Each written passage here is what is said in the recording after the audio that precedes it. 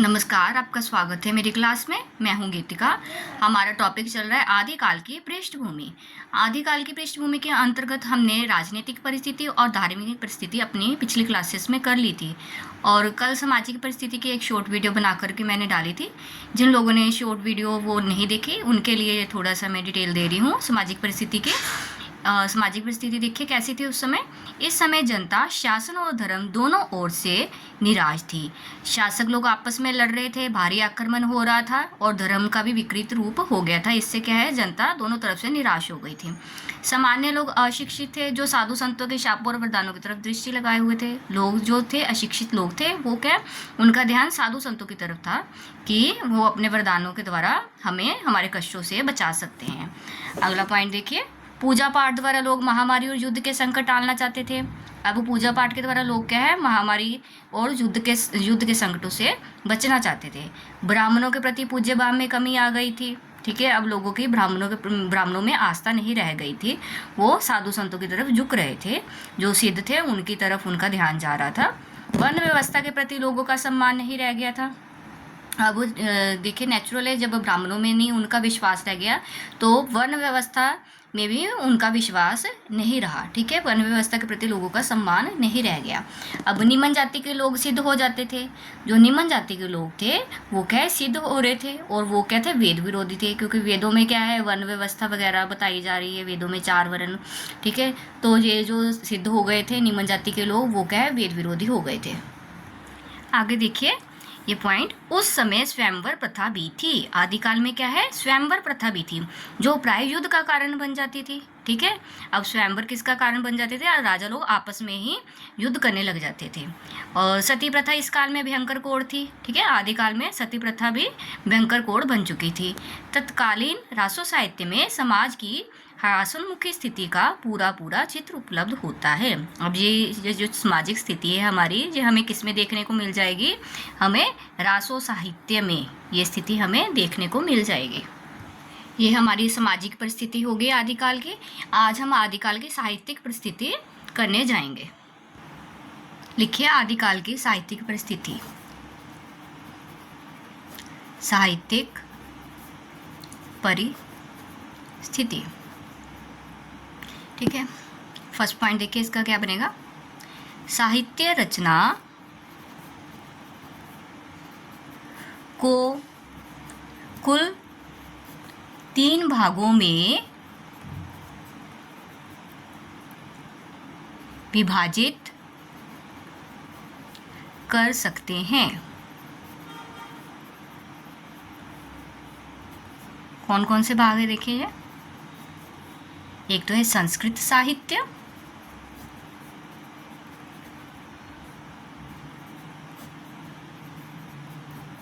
दूसरा है हमारा प्राकृत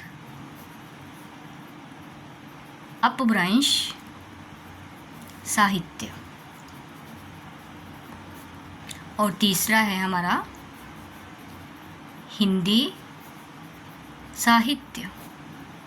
ठीक है, आदिकाल में साहित्य की रचना किन भाषाओं में हो रही थी, संस्कृत साहित्य में। ठीक है, संस्कृत में हो रही थी, संस्कृत भाषा में, प्राकृत और अपभ्रंश भाषा में, और हमारी हिंदी भाषा में। ठीक है, आगे देखिए, संस्कृत में पुराणों एवं स्मृतियों पर टीकाएं लिखी गई। अब संस्कृत साहित्य में क्या था, जो हमारे पुराण थे और जो हमारी स्मृतियां थी उन पर टीकाएं संस्कृत भाषा में लिखी गई। 9वीं से 11वीं शती तक कन्नौज एवं कश्मीर संस्कृत साहित्य के केंद्र रहे हैं। ठीक है, 9वीं से 11वीं शताब्दी तक संस्कृत साहित्य कहाँ लिखा गया है, कन्नौज एवं कश्मीर ये मुख्य केंद्र रहे हैं संस्कृत साहित्य के। ठीक है, आगे देखिए। आनंदवर्धन, मम्मट, भोज, क्षेमेंद्र,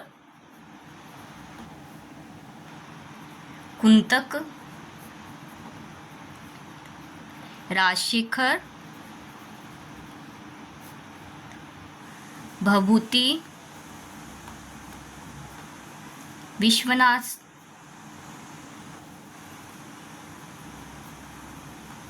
इसी युग की देन है।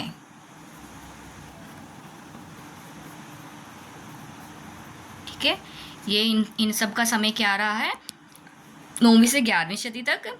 इस युग में कौन कौन से थे हमारे विद्वान?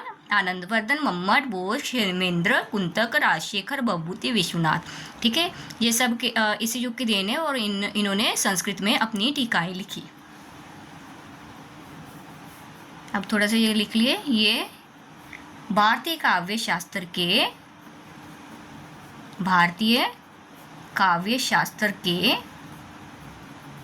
प्रमुख आचार्य हैं। ये सब कौन है? हमारे भारतीय काव्य शास्त्र के प्रमुख आचार्य हैं। ठीक है, क्योंकि इन्होंने संस्कृत में टीकाएं लिखी हुई हैं। आगे देखिए, थर्ड पॉइंट। ये पहले हमारी संस्कृत की बात हो गई। आगे देखिए, इस काल में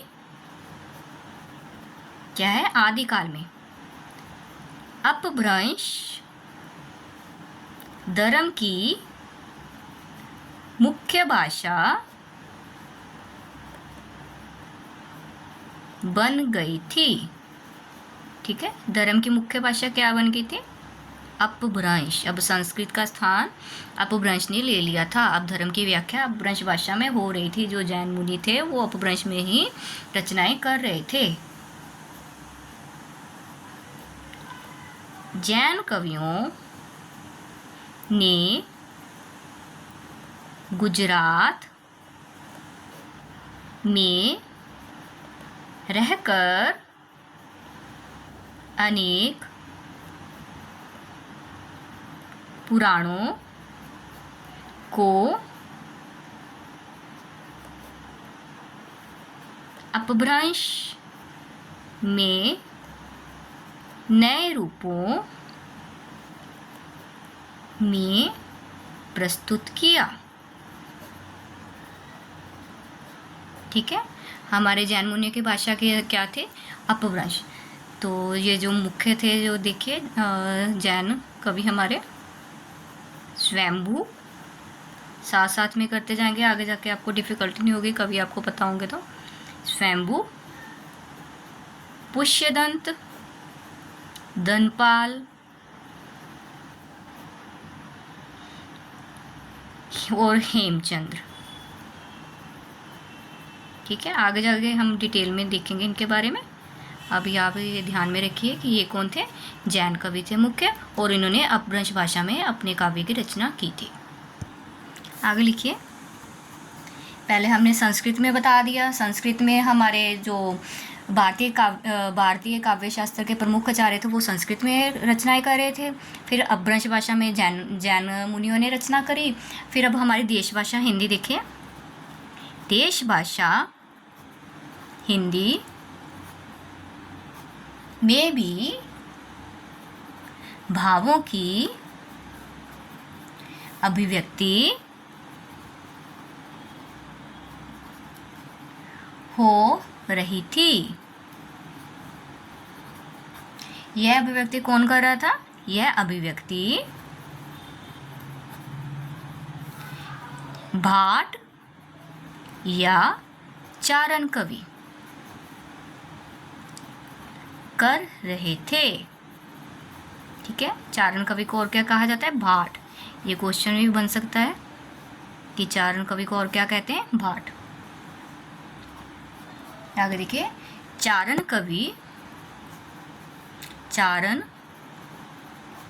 कवियों की रचनाओं में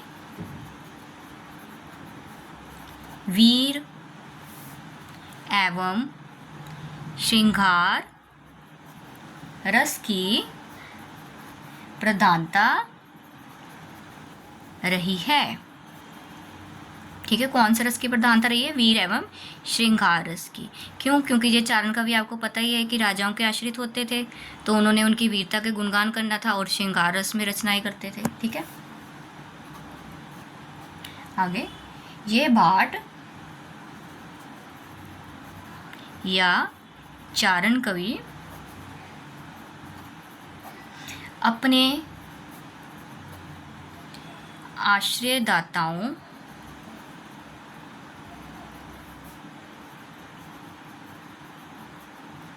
की अतिशयोक्ति पूर्ण,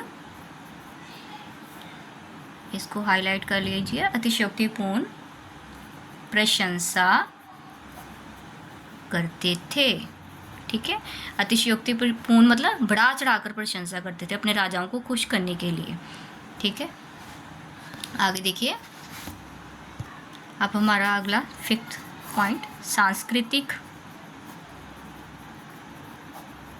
परिस्थिति।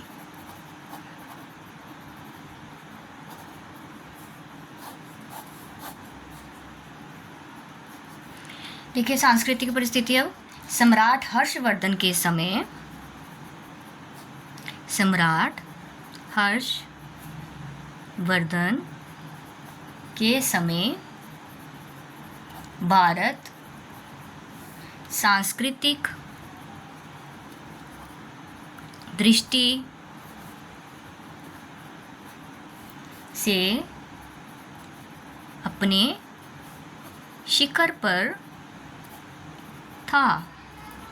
ठीक है, आदिकाल का समय कब स्टार्ट होता है? जब हर्षवर्धन की मृत्यु हो गई थी। परंतु जब हर्षवर्धन का राज्य था, हर्षवर्धन का साम्राज्य था, तो क्या है, भारत सांस्कृतिक दृष्टि से अपने शिखर पर था। किंतु कालांतर में मुस्लिम आक्रमणकारियों के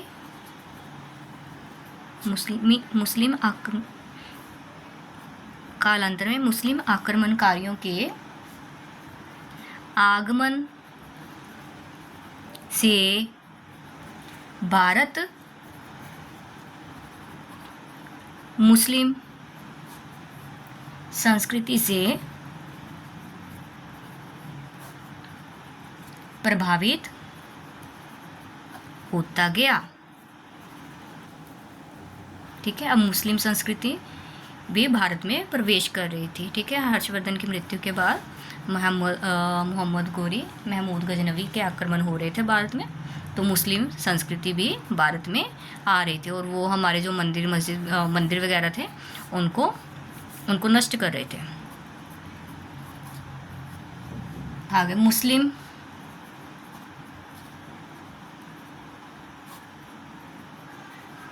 आक्रमणकारियों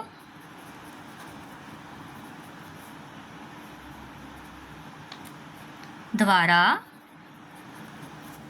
भारतीय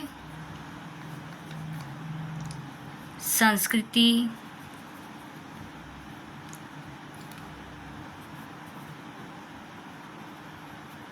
के मूल केंद्र मंदिर, मठ एवं विद्यालय को नष्ट करने का पूरा प्रयास किया गया। ठीक है, अब जो मुस्लिम आक्रमणकारी थे वो क्या है, भारतीय संस्कृति के जो मूल केंद्र थे, मंदिर, मठ, विद्यालय, उनको क्या है, नष्ट कर रहे थे।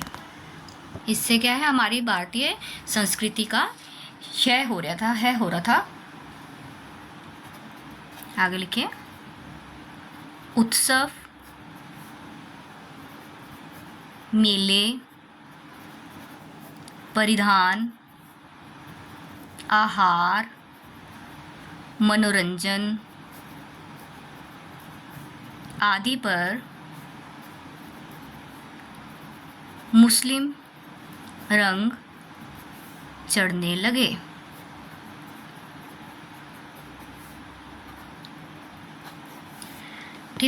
ठीक है। अब जब मुस्लिम राजा आ गए थे तो अब क्या है, हमारे जो उत्सव मेले सब पर क्या है, मुस्लिम रंग चढ़ने लगे। सारंगी, तबला, अलगोजा जैसे वाद्य यंत्र से हिंदू परिचित हो रहे थे।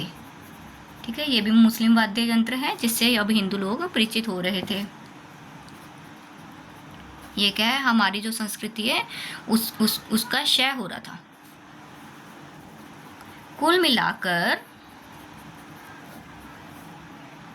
भारतीय संस्कृति निश्चित रूप से ह्रासोन्मुख थी। ठीक है, हर्षवर्धन के समय में जो चरमोत्कर्ष पर थे, अब आदिकाल में क्या है, उसकी स्थिति ह्रासोन्मुख हो गई थी। आज के लिए इतना ही, और अब हम कल मिलेंगे अपने अगले टॉपिक के साथ। मेरी क्लास को लाइक और सब्सक्राइब करना ना भूलें। धन्यवाद।